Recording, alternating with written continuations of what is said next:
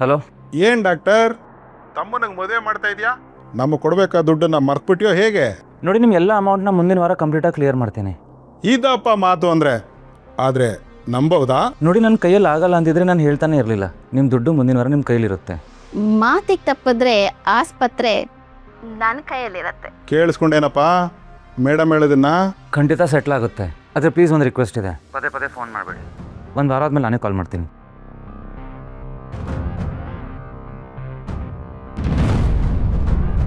Sir, ಸಾಲ ಕೊಟ್ಟವ್ರು phone ಮಾಡಿದ್ರಾ? ಮತ್ತೆ ಅವ್ರು ನಿಮಗೆ ತೊಂದರೆ ಕೊಡ್ತಿದ್ದಾರಾ? ತೊಂದರೆ ಅಂತ ಅಲ್ಲ, ಅವ್ರಿಗೆ ಕೊಡೋದು ಕೊಡಲೇಬೇಕಲ್ಲ, ಅದಕ್ಕೆ ಪದೇ ಪದೇ ಕಾಲ್ ಮಾಡ್ತಾರೆ ಅಷ್ಟೇ.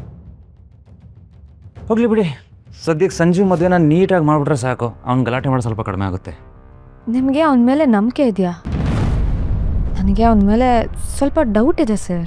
ಯಾವ ವಿಷಯದಲ್ಲಿ? ಇತ್ತೀಚೆಗೆ ಸಂಜಯ್ ಮತ್ತು ರಿಯಾ ತುಂಬ ಓಡಾಡ್ತಿದ್ದಾರೆ. ಅವರಿಬ್ಬರ ಮಧ್ಯೆ ಏನು ರಿಲೇಷನ್ಶಿಪ್ ಇದೆ ಅನ್ನೋದೇ ಗೊತ್ತಾಗ್ತಿಲ್ಲ. ನನಗೆ ಸ್ವಲ್ಪ ಕನ್ಫ್ಯೂಷನ್ ಇದೆ.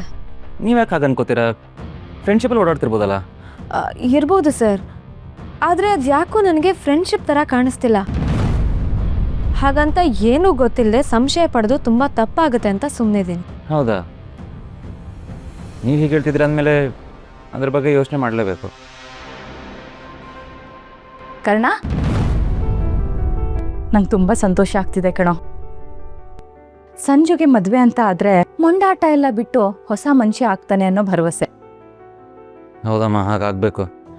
ಸುಮ್ಮನೆ ಅಪ್ಪನ ಜೊತೆ ಸೇರ್ಕೊಂಡು ಲೈಫ್ ಹಾಳು ಮಾಡ್ಕೊತಿದ್ದಾನೆ. ಬುದ್ಧಿ ಹೇಳೋ ಥರ ಎಲ್ಲ ಹೇಳಾಗಿದೆ, ಆದರೆ ಸರಿಯಾಗಕ್ಕೂ ಒಂದು ಟೈಮ್ ಬರಬೇಕಲ್ಲ. ಈ ಶುಭ ಕಾರ್ಯದಿಂದ ಆ ಸಮಯ ಬರುತ್ತೆ ಅನ್ನೋ ನಿರೀಕ್ಷೆ ನಂದು.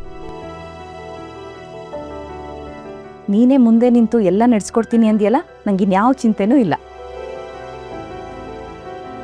ಹಂಗೆಲ್ಲ ಒಳ್ಳೇದಾದರೆ ಸಾಕಮ್ಮ. ಸರಿ ಅಮ್ಮ, ನಾನು ಹಾಸ್ಪಿಟಲ್ಗೆ ಹೊಡ್ತೀನಿ. ಬನ್ನಿ, ಹಾಗೆ ಹೋಗ್ತಾನೆ, ಕ್ಲಿನಿಕ್ ಡ್ರಾಪ್ ಮಾಡ್ತೀನಿ. ನೀವು ಹೊರಡಿ ಸರ್. ಏಕೆ ಕ್ಲಿನಿಕ್ ಹೋಗಲ್ವಾ? ಹೋಗೋದಿದೆ, ಬಟ್ ಅದಕ್ಕೂ ಮೊದಲು ಮನೇಲಿ ಗ್ರಾಚಾರ ಬಿಡಿಸೋ ಪ್ರೋಗ್ರಾಮ್.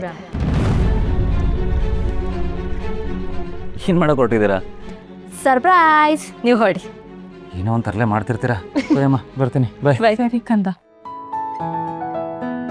ನಿಧಿ, ಏನ್ ಗ್ರಾಚಾರ? ನನ್ಗಾದ್ರೂ ಹೇಳು. ಹತ್ರ ಬನ್ನಿ. ನಿಮಗೂ ಸರ್ಪ್ರೈಸ್. ನೀನು ಎಲ್ಲ ನಿಮ್ಮಿಂದ ಕಲ್ತಿರೋದು.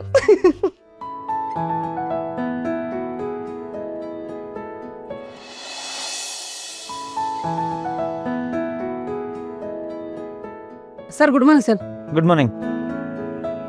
ಅಪಾಯಿಂಟ್ಮೆಂಟ್ಸ್ ಎಲ್ಲ ಚೆಕ್ ಮಾಡಿದ್ದೀರಾ? ಹ್ಞೂ ಸರ್, ಎಲ್ಲ ಫೈಲ್ಸ್ ರೆಡಿ ಮಾಡಿ ಒಳಗಡೆ ಇಟ್ಟಿದ್ದೀನಿ. ನೀವು ಒಂದ್ಸರಿ ನೋಡಿ ಸರ್. Thank you. ಸರ್, ಹಾಂ, ಒಂದು ವಿಷಯ ಹೇಳಬೇಕಿತ್ತು ಸರ್. ರಜಾ ಬೇಕಿತ್ತಾ? ಇಲ್ಲ ಸರ್, ರಿಯಾ ಬಗ್ಗೆ ಮಾತಾಡಬೇಕಿತ್ತು. ರಿಯಾ ಬಗ್ಗೆನಾ? ಹ್ಞೂ ಸರ್. ಏನು ಹೇಳಿ? ರಿಯಾ ಸ್ಲೀಪಿಂಗ್ ಟ್ಯಾಬ್ಲೆಟ್ ತೊಗೊಂಡು ಬ್ಯಾಗ್ ಒಳಗಡೆ ಇಟ್ಕೊಂಡಿದ್ದಾಳೆ ಸರ್. ಅವಳನ್ನು ಬೆಳಿಗ್ಗೆಯಿಂದ ನೋಡ್ತಾ ಇದ್ದೀನಿ. ಡೈಲಿ ಇರೋ ಥರ ಲವಲವಿಕೆಯಿಂದಾನೇ ಇಲ್ಲ. ಏನೋ ನಾರ್ಮಲ್ ಅನ್ನಿಸ್ತಾ ಇಲ್ಲ ಸರ್.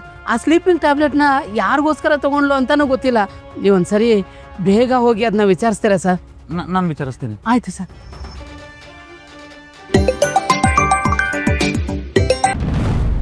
ಹೇಳಿ ಮೇಡಮ್. ವಿವೇಕಣ್ಣ, ಎಲ್ಲಿದ್ದೀರಾ? ಈಗ ಬಂದ್ರೆ ನೀವು ಪರ್ಫೆಕ್ಟ್ ಆಗಿರುತ್ತೆ. ಆ ಕಾಡ ರೆಡಿ ಇದೆ. ಹೌದಾ? ಇನ್ನು ಅರ್ಧ ಗಂಟೆಲಿ ಲೊಕೇಶನ್ ಅಲ್ಲಿ ಇರ್ತೀನಿ ಮೇಡಮ್. ಹಾ, ನೀವೆಲ್ಲ ರೆಡಿ ಮಾಡ್ಕೊಂಡಿದ್ದೀರಾ ತಾನೆ? A to Z ರೆಡಿ ಇದೆ. ಯು ಡೋಂಟ್ ವೆರಿ ಮೇಡಮ್ ಅವರೇ. ಗುಡ್. ಹಾಗಾದ್ರೆ ಬೇಗ ಬನ್ನಿ. ಹುಷಾರಾಗಿ ಎಲ್ಲದನ್ನು ಮ್ಯಾನೇಜ್ ಮಾಡಬೇಕು. ಈ ವಿವೇಕ ಆಪರೇಷನ್ ಸಕ್ಸಸ್ ಆಗೋವರೆಗೂ ಬಿಡೋನೇ ಅಲ್ಲ. ನಮ್ಮ ಪ್ಲಾನ್ ಪಕ್ಕ ಸೂಪರ್ ಹಿಟ್ ಆಗುತ್ತೆ. ನೋಡ್ತಾ ಇರಿ ಮೇಡಮ್. ಸರಿ ವಿವೇಕಣ್ಣ, ಬಾಯ್.